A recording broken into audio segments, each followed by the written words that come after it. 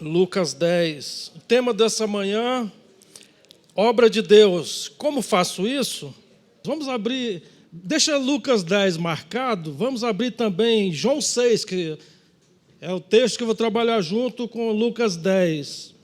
João capítulo 6, verso 28 a 29 diz assim: Dirigiram-se, pois, a ele, perguntando: que faremos para realizar as obras de Deus? Respondeu-lhes Jesus: a obra de Deus é esta, que creiais naquele que por ele foi enviado. Vamos entender um pouco melhor, irmãos, o que é isso. Reparem aí no verso anterior, no verso 27, Jesus ele vinha falando de trabalhar. Verso 27 diz assim: trabalhai não pela comida que perece, mas pela que subsiste para a vida eterna, a qual o Filho do Homem vos dará, porque Deus, o Pai, o confirmou com o seu selo. Então, o povo pensou que Jesus estava falando de trabalho, e então confundiu a obra de Deus com trabalho físico, com esforço, ralando, né, como a gente diz, vou ralar para o Senhor. E, irmãos, muitos confundem a obra de Deus com ocupado sempre está assim na vinha do Senhor. Os irmãos de raiz aí lembraram, né? O hino 115, hino da harpa cristã, número 115. É um hino inspiradíssimo, um hino tremendo para a nossa vida espiritual, mas que muitas vezes a gente cantava e ainda canta, né? Sem entender completamente o significado do que é isso. Irmãos, mas afinal de contas, não existe uma obra para ser feita, não existe uma corrida para ser completada, não existe uma guerra para ser travada, como disse aqui a irmã Rosana. Claro que sim, né? Mas o que ocorre, irmãos, é que nós precisamos fazer a obra de Deus de uma forma aceitável a Deus. A gente, muitas vezes, acha que Deus tem que receber as nossas obras. A pessoa fala, eu estou fazendo para o Senhor, estou fazendo para Deus. Às vezes a pessoa está fazendo uma coisa tão atrapalhada e diz, não, mas eu estou fazendo para Deus. Como se Deus tivesse que receber tudo que você faz e ainda te recompensar por aquelas coisas que você faz da sua cabeça, né? E tem um texto absolutamente chocante lá em Mateus, que todos nós conhecemos. Mateus 7, 22. Jesus mesmo, ele falou assim, naquele dia, onde dizermos, Senhor, Senhor, porventura, não temos nós profetizado em Teu nome? Em Teu nome não expelimos demônios, em Teu nome não fizemos muitos milagres? Então lhes direi explicitamente, nunca vos conheci, apartai-vos de mim, os que praticais a iniquidade. Então esse texto ele é absolutamente chocante, né? A pessoa lá, com tantas obras em nome do Senhor, e naquele dia todas elas serão rejeitadas, nunca vos conheci. Então, irmãos, nós precisamos entender que a obra de Deus ela é santa, inicialmente ela é santa, e nós precisamos fazê-la em santidade. E quando a gente não tem esse discernimento, o que não vai faltar é ativismo e canseira, porque nós basicamente fazemos 4 tipos de obras, 3 tipos. Nós fazemos obras, vamos ver se é 3 ou 4. Nós fazemos obras espirituais, nós fazemos obras sociais e fazemos obras materiais. São 3 tipos de obras. Então nós precisamos nos perguntar, jejuar, por que nós jejuamos? Orar, por que nos reunimos em reuniões de oração, madrugada dentro, vigílias de oração? Por que as pessoas oram? Porque nós fazemos obras sociais, visitamos os enfermos nos hospitais, distribuímos cestas básicas. Precisamos nos perguntar por que usamos o nosso dinheiro para acudir um irmão em dificuldade. às vezes emprestando o nosso carro para um irmão que está a pé, numa situação difícil, porque nós usamos os nossos bens, o nosso tempo para o Senhor. Será que às vezes, irmãos, não é para conquistar o agrado de Jesus e obter dele a bênção que a gente precisa? Será que é? Se for, irmãos, nós precisamos entender que toda obra feita em nome do Senhor, visando obter dele respeito. Eu já vi gente pregando, dizendo que o rei Ezequias, quando orou virado para a parede lá, Senhor, tem misericórdia, tem visto que eu tenho sido reto, temente a ti. Irmãos, lembram da oração de Ezequias? Eu já vi gente pregando, dizendo que Ezequias tinha moral para orar daquele jeito, sabe? Então, toda vez que a gente faz alguma coisa para obter o respeito moral diante do céu, isso é abominação para Deus. Então, o primeiro ponto, irmãos, as nossas obras têm que ser santas ao Senhor, aceitáveis diante de Deus. Tem um texto que diz tudo lá em Isaías 64, versículo 6. Somos como um impuro, todos nós. Todos os nossos atos de justiça são como trapo imundo. Murchamos como folhas, e como o vento as nossas iniquidades nos levam para longe. E eu acrescento, longe de Deus. Né? Esse trapo imundo, ele não está no contexto da nossa realidade atual, mas no tempo antigo, o trapo imundo era aquela atadura que você tirava do leproso, para, tipo, trocar o curativo do leproso. E aquela atadura, a única finalidade que ela teria é ser queimada no fogo, não servia para mais nada. Então, quando a gente faz algo para o Senhor, na nossa própria justiça, aquilo é imundície, espiritualmente falando. O João 6, 29, como nós lemos, né? A obra de Deus é estar em Cristo. Se a gente não sabe o que é obra de Deus, falar que está em Cristo também é uma coisa meio vazia, a gente fica assim sem saber exatamente o que é estar em Cristo. Uma forma bem didática, resumida, estar em Cristo é estar guardado em Cristo. Eu trouxe aqui uma ilustração, vamos supor que eu tenho aqui um pedacinho de papel, e eu coloco esse pedacinho, sumiu aqui o meu pedacinho de papel. Eu boto um pedacinho de papel aqui dentro da minha Bíblia e fecho a Bíblia. Quando vocês olham para o pedacinho de papel, vocês não vão ver o pedacinho de papel, vão ver a Bíblia, porque ele está guardado aqui dentro. Então, quando você está em Cristo, você está guardado em Cristo, e Deus olha para você e não vê você, ele vê Cristo, porque você está guardado em Cristo. Né? Isso é estar em Cristo. Como diz lá no Salmo 91, abrigado à sombra do Onipotente. Né? Aqui a gente cantou agorinha sobre isso. E a gente às vezes canta sem entender direito o que está falando. Essa riqueza que é estar em Cristo. Se eu pego, por exemplo, uma tampa de caneta, a tampa de caneta solta, ela está em si mesma. Mas quando eu estou em Cristo, eu não estou em mim mesmo, eu estou em Cristo. Se eu fecho a mão com essa caneta, com essa tampa de caneta, ela está guardada na mão potente e poderosa do Senhor. Isso é estar em Cristo. E aí, com esse entendimento, a gente consegue entender melhor Efésios 2, 6, onde diz que estamos assentados com Cristo nas regiões celestiais. Ora, se eu estou na mão de Cristo e Ele está assentado nas regiões celestiais, eu estou assentado com Ele, porque eu estou na mão dEle. Né? Então, é isso, é estar em Cristo, é essa confiança de que façamos o que façamos, que fizermos o que fizermos, aconteça o que acontecer, eu estou na mão potente do Senhor. Outra coisa importante, a obra de Deus só é possível pela ação do Espírito Santo.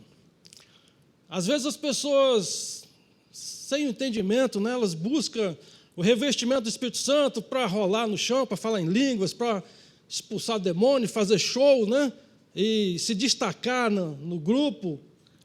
Mas, na verdade, a finalidade de receber o Espírito Santo é unicamente para cumprir a obra de Deus. Atos 1,8 diz: recebereis poder ao descer sobre vós o Espírito Santo, e sereis minhas testemunhas, tanto em Jerusalém, como em toda a Judéia e Samaria e até os confins da terra. Então, irmãos, a obra de Deus é essa revolução interior que o Espírito Santo promove na pessoa, para que ela tenha essa autoridade, essa intrepidez para ser testemunho na terra de Deus, fazer a obra de Deus. Essa a finalidade e a missão do Espírito Santo na vida do crente. De tal forma que, lá em 1 Coríntios 10, 31, o apóstolo Paulo diz que aqueles que já passaram da sociedade do pecado para a sociedade da graça, tudo que eles fazem, seja até o comer e o beber, eles fazem para a glória de Deus.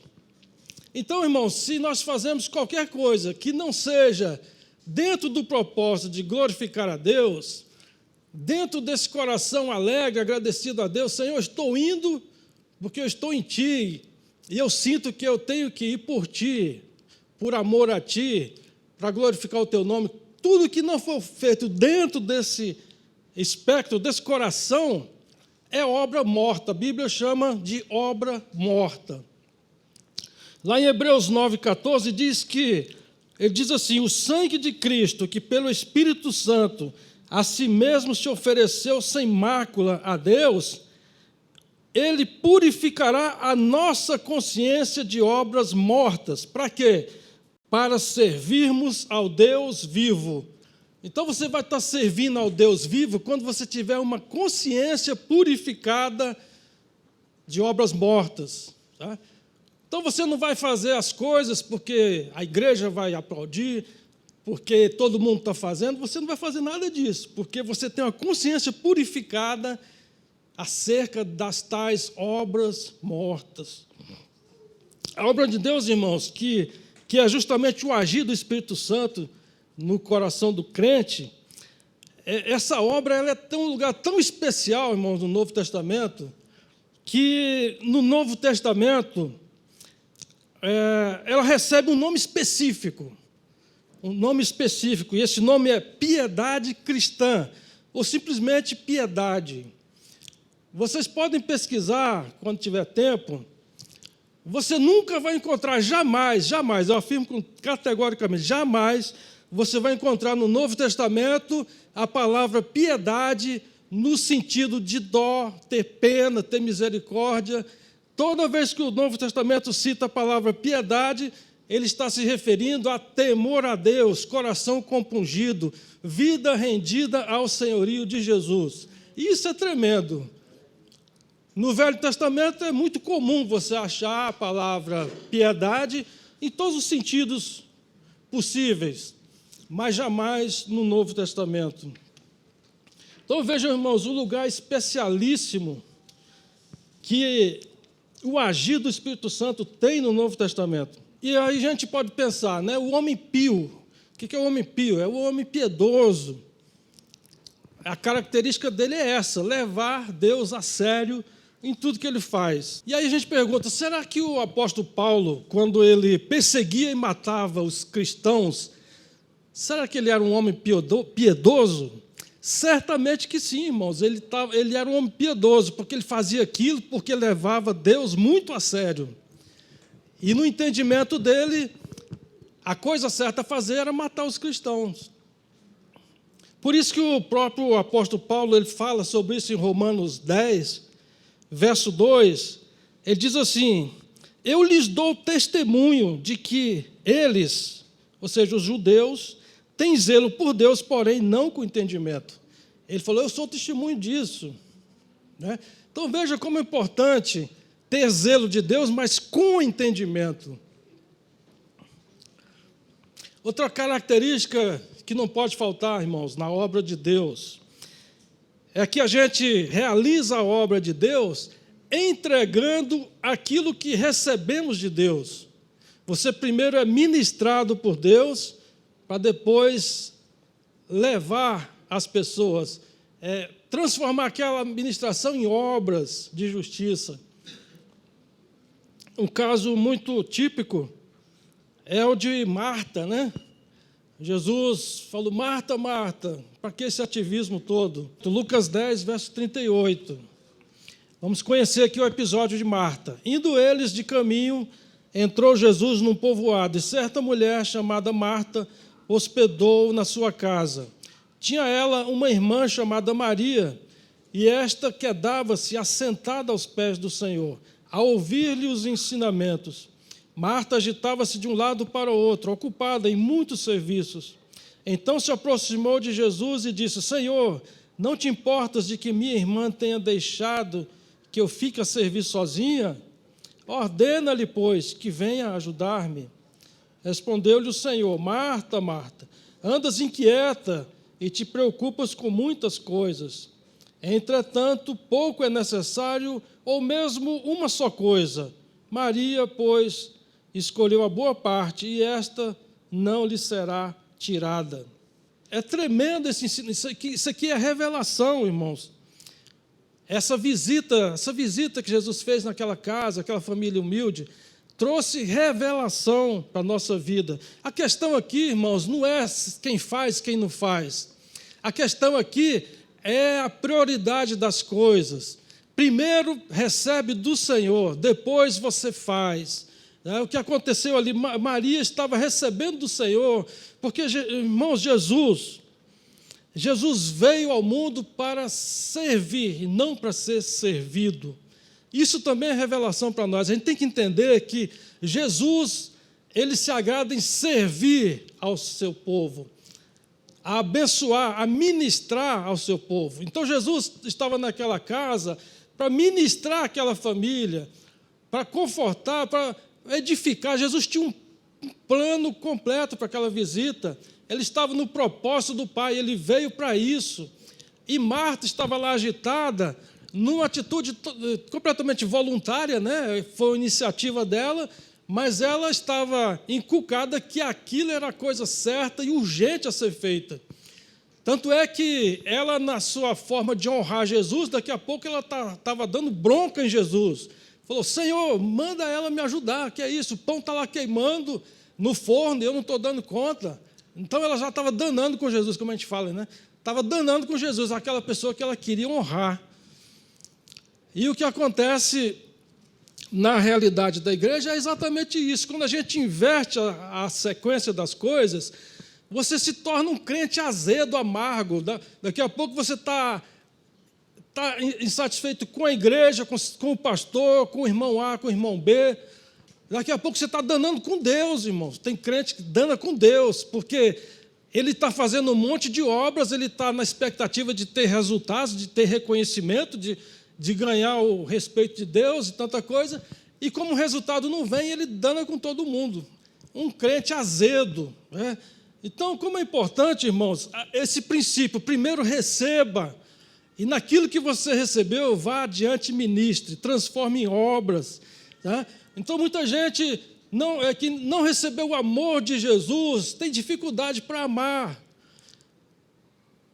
A pessoa que não entendeu no seu íntimo que ele foi perdoado de uma morte certa, a morte eterna, e não diz: Senhor, mas que bênção, e se derrete ali na presença de Deus com essa bênção do perdão, ele não tem como adiante e perdoar pessoas, porque não houve ainda o mover do Espírito Santo dentro, fazendo essa revolução interior da pessoa, né? Então, não há obra de Deus quando você primeiro não recebeu. Quando você faz aquilo que você primeiro não recebeu, você está num ato de soberba, de altivez. Você está fazendo de si mesmo. Você está fazendo obra morta. Por melhor que seja a ação que você tenha feito, como veio de si mesmo, é obra morta, é abominação para o Senhor. Então, irmão, tome como um princípio na sua vida. Você não precisa ser o melhor pastor, o melhor líder de célula, o melhor isso, aquilo, outro. Você tem que ser aquilo que o Espírito Santo moveu dentro de você. E naquela força, naquela suficiência que vem de Deus, você vai passar adiante aquilo que você recebeu. Então, a questão de Marta e Maria não é quem faz, quem deixa de fazer. É a sequência da prioridade, né?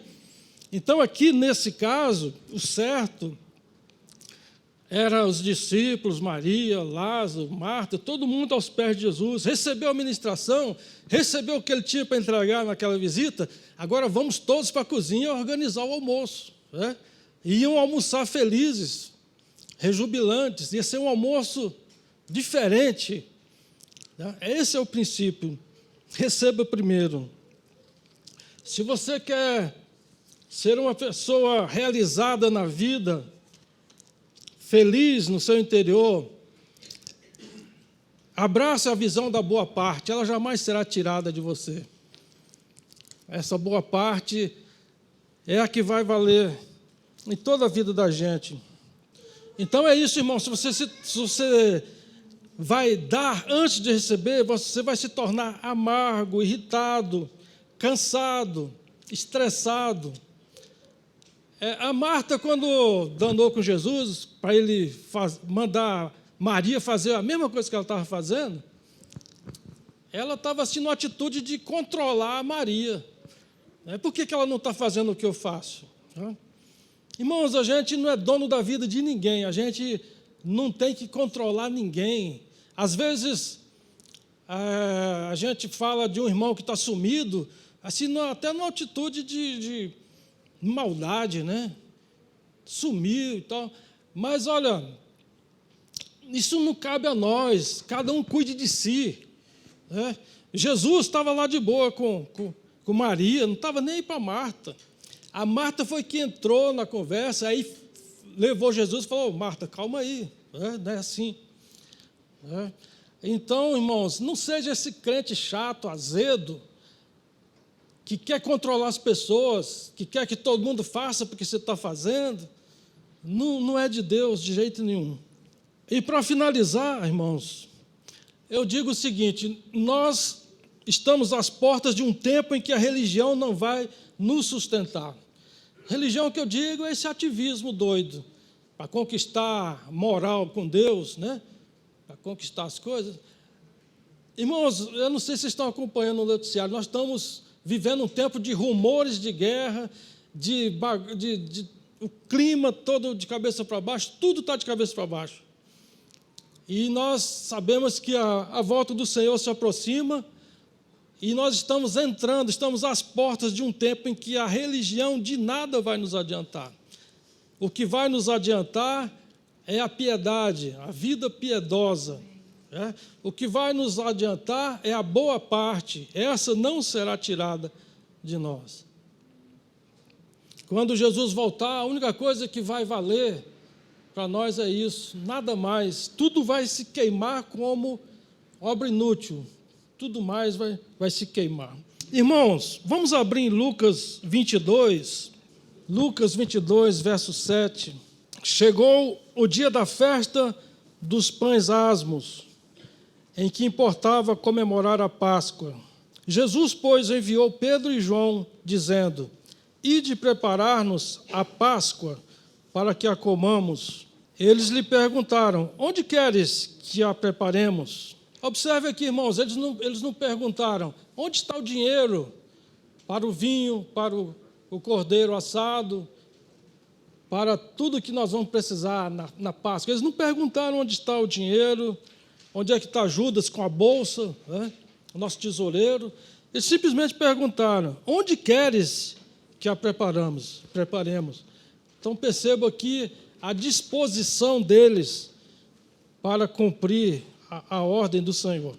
Verso 10. Então lhes explicou Jesus: ao entrardes na cidade, encontrareis um homem com um cântaro de água, segui-o até a casa em que ele entrar. E dizei ao dono da casa: o mestre manda perguntar-te, onde é o aposento no qual hei de comer a Páscoa com os meus discípulos? E ele vos mostrará um espaçoso cenáculo mobilado. Ali fazei os preparativos. Irmãos, se essa direção de Deus fosse hoje, pouca gente ia acatar. Ia dizer, você está doido, vou chegar na casa de um desconhecido aí e falar onde é o cômodo que o meu Senhor vai celebrar a Páscoa. Vão mandar me prender. Irmãos, Jerusalém, na época da Páscoa, ficava tão cheia de gente que as pessoas faziam barracas fora dos muros da cidade. A cidade ficava empilhada de gente. Você andar nas ruas de Jerusalém no dia da Páscoa é a mesma coisa que você tentar andar dentro do vagão do metrô no horário de pico. Quem anda de metrô aqui sabe. Tá? Então Jesus falou, vocês vão entrar nessa massa de gente aí e vão seguir um homem que está com um cântaro de água na cabeça. Irmãos, quando você sai na rua em Jerusalém no dia da Páscoa, todo mundo está com um cântaro de água na cabeça, porque a água era utilizada para o ritual de purificação no dia da Páscoa. Todo mundo estava atrás de água. Então veja a doideira. E o que ajudou um pouco foi porque a função de carregar água era das mulheres e a pessoa era um homem, né? Essa era a única ajuda que eles tinham ali para, no meio daquela massa de gente, seguir aquele homem. E eles teriam que ter uma paciência enorme, porque se aquele homem resolve parar para comprar alguma coisa, parar para conversar com alguém, eles iam ter que ficar esperando. Né? Irmãos, eu vejo aqui, nessa passagem, um convite para que a gente celebre diante de Deus uma nova disposição para andar na direção de Deus. Andar na direção de Deus é desafiante. É como a irmã falou, não é mole não, né? É luta, é desafio, é você ter uma firme determinação. Vamos adiante. E indo, tudo encontraram como Jesus lhes dissera e prepararam a Páscoa. O que a gente encontra aqui?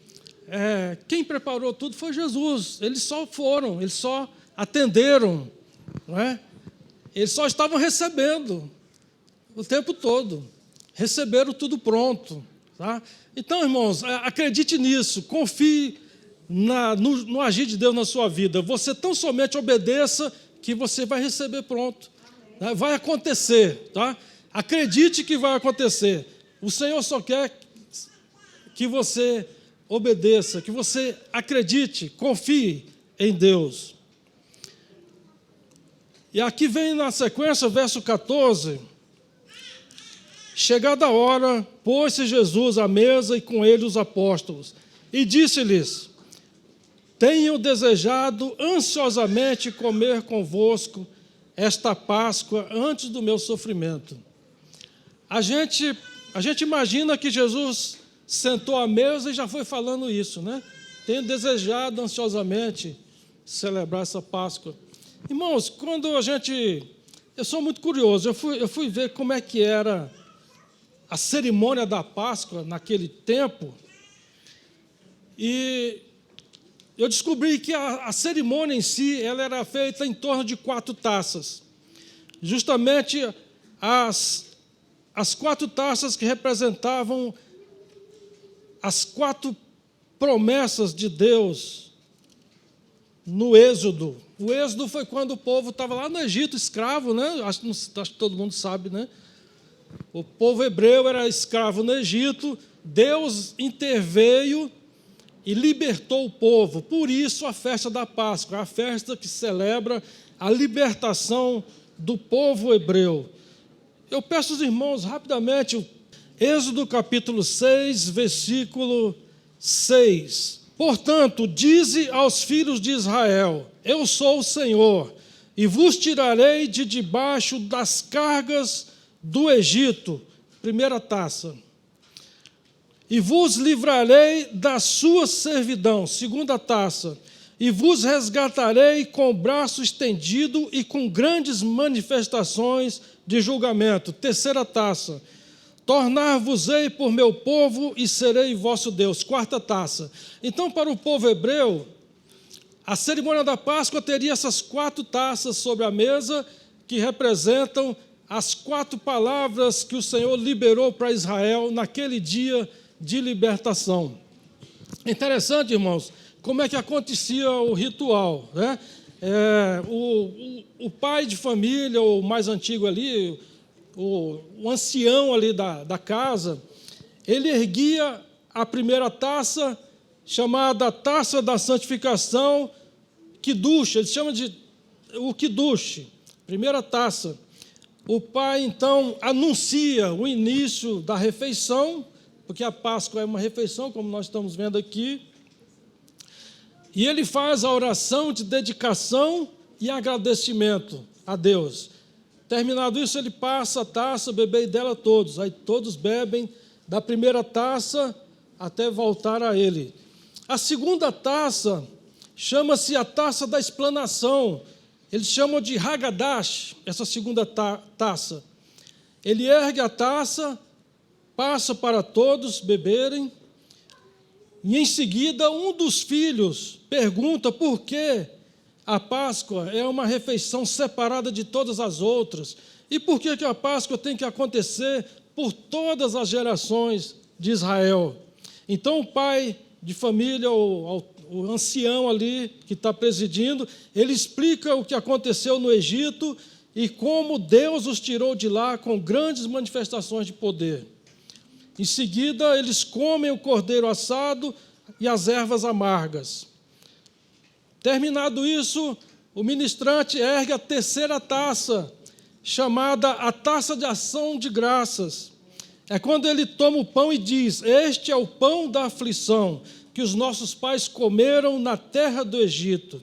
Então ele parte o pão e o distribui para que todos comam, e em seguida ergue a terceira taça, e todos bebem da terceira taça, a taça de ação de graças. Terminado isso, ele ergue a última taça, a quarta taça, chamada a taça do grande Halel, do Salmo 136. E é então o que acontece? É lido o Salmo 136, mas numa forma de cântico, numa forma litúrgica própria deles. E terminado esse cântico, todos bebem da quarta taça e está encerrada a cerimônia. Então, irmãos, vejam como foi naquela ceia do Senhor, Lucas 22, né? Vamos voltar, Lucas 22. Jesus falou, eu imagino, a gente entende pela sequência da cerimônia, a gente deduz, né, irmãos? Que Jesus tenha falado isso, tenho desejado ansiosamente comer convosco esta Páscoa, justamente na altura da terceira taça, quando ele pega o pão e, em vez de pronunciar aquelas frases que os 12 estavam acostumados a ouvir a vida inteira, desde criança, eles conheciam a sequência daquele cerimonial, e eles que já estavam espantados com o lava-pés, né, porque Jesus quebrou o gelo da cerimônia logo no início, lavando os pés de todos. Aí vem o segundo susto. Jesus, em vez de dizer, este é o pão da aflição, que os nossos pais tenham sido afligidos no Egito, ele parte o pão e diz, este é o pão, este é o meu corpo que é partido por vós. Né? E aí você fala, mas como é que pode? Mudou tudo. Né? Jesus ali estava modificando, reformando a ordem de Moisés, a tradição dos judeus. Ele estava mexendo numa coisa sagrada, né? Na autoridade que ele tem. Então, nesse momento, é que ele anuncia, esse pão é o meu corpo que é entregue por vós. Então, ali Jesus está inaugurando a Páscoa cristã, que nós chamamos de Santa Ceia, né? Está ali. Então, a Páscoa dos judeus morreu ali, e Jesus institui a Páscoa cristã. E o que me deixa assim alegre, irmãos, é que as pessoas que não têm revelação da palavra, elas celebram a Páscoa como os judeus celebravam, uma vez por ano. Esse ano vai ser dia 17 de abril, a celebração da Páscoa. Mas nós que temos revelação, a gente celebra a Páscoa o tempo todo. O tempo todo. A mesa do Senhor. Né? Como é preciosa essa mesa, irmãos. E Jesus diz, agora nós vamos finalizando, vamos para o texto da ceia, 1 Coríntios 11. Eu quero ler especificamente aqui o verso 26, ele fala assim, irmãos: todas as vezes que comerdes este pão e beberdes o cálice, anunciais a morte do Senhor até que Ele venha. Duas coisas preciosas aqui. Irmãos, para nós, de nada valeria a inteligência de Jesus, o poder de Jesus, as obras de Jesus, os milagres, as palavras de Jesus, tudo que Ele operou, se não fosse a morte de Jesus. Somente a igreja entende o que é a morte de Jesus. As pessoas de fora, elas escrevem livros e livros sobre as palavras de Jesus, os milagres de Jesus e tudo e tal, mas eles pouco se importam com a morte de Jesus. Jesus, quando pediu ao Pai, passa de mim esse cálice, não era por causa da dor física propriamente dita, era por causa da separação entre Ele e Deus, quando Ele assumisse sobre si toda a treva da nossa vida. A Bíblia diz que em Deus não há treva nenhuma, Deus é luz, mas Jesus se dispôs a ser completa treva no nosso lugar, a ponto de que essa separação gerou ali um eclipse total do sol, terremoto, um reboliço na natureza, porque a maior alegria do Pai agora estava separada do Pai. Só nós entendemos isso, irmão, só nós. Só quem tem revelação entende o que foi e o que é Jesus ter morrido na cruz naquele dia. E Jesus manda, então, fazer memória desse significado e com o olhar na sua volta, até que Ele volte. É outra coisa que todo mundo sabe que Jesus vai voltar. Aí fora, todo não cristão sabe que Jesus vai voltar. Mas eles não estão nem aí para isso. Isso aí balela, né? Então, irmãos, essa é a mesa do Senhor, a Páscoa do Senhor. Então, nós vamos fazer com toda alegria hoje, participar da mesa do Senhor. Anjos te louvam, os anciãos se prostram.